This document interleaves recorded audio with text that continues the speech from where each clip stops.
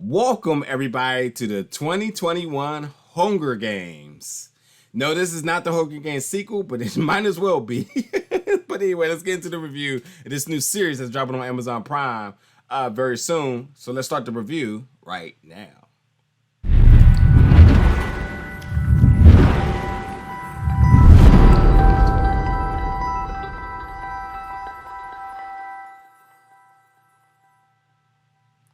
What's up, everybody, and welcome back to the channel today for another review. Today, we're going to be reviewing the series Panic, which is set for a Memorial Day weekend release of May 28th. Now, this series dropping on Amazon Prime Video is based on a best-selling book by the same name. Here's the thing with this. The premise of this is essentially the Hunger Games. That's why I made the joke. And I'll explain in 1 second what's going on. But every time I realize that there's a series and it's based on a novel, to me, it feels like 9 times out of 10, this is like directed towards that teenage audience. The ones who, are still very heavy on the books, which is great.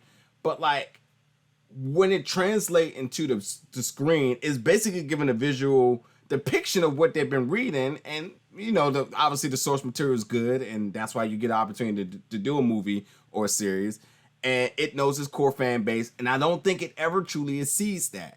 By that being said, like this series, I was like, it was, to me, it's obviously pointed towards the teenage crowd, and there's a lot of drama going on with love and some other tricky stuff, and then again, it's basically the Hunger Games.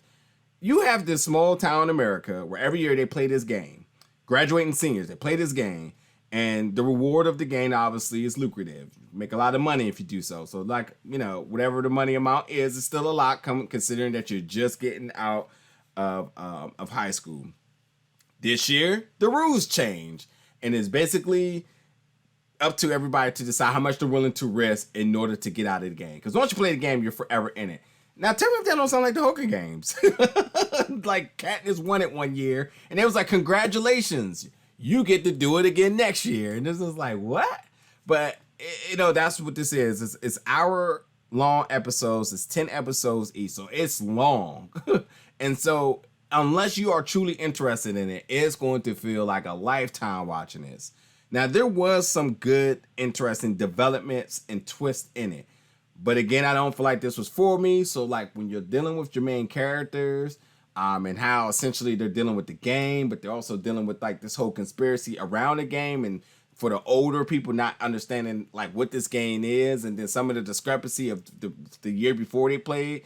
Essentially, you have the adults trying to figure out what went wrong with the game last year. You have the new people, you have the new players this year playing it, trying to figure out the twist about it for this year. So you basically got kind of 2 different storylines going together, but they all kind of come together. And then again, they're still young kids. So you still got this love thing going on. You got spite, envy, all types of drama, rumors, and all that other stuff. People playing both sides. All the typical high school drama stuff. So like, I know for me as an adult, these are things that I wanted to get away with in a heartbeat as I got older. But for some people, this is very interesting. I think that's what's going to be the driving factor, is that this calls towards this core fan base of the lovers of the novel, and then it calls to this demographic and age group and and then you have the people who just like, well, I love relatable content, shall I say, things that I know I went through and whatnot. And that's to this younger generation, not somebody who wants to stay away from this type of stuff. It gets stressful. Quite frankly, some of these episodes and some of the things that were happening, it was kind of stressful, because it's just like, you're clearly making very young-minded mistakes here, but okay. But I'm not going to deter people away to watch this. I think this is easily one that, if you're interested, to check it out. It's not an easy binge to me. It was, again, 10 episodes an hour, so you got to be fully invested. But at the same time, too, if you do watch, I'll say like the first 3 episodes, and you find yourself want more, then stick it out.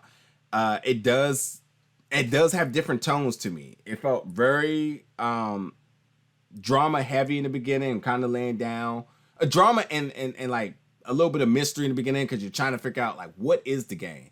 And then there may be a little bit of anxiety going on with some of the antics that go on during the game.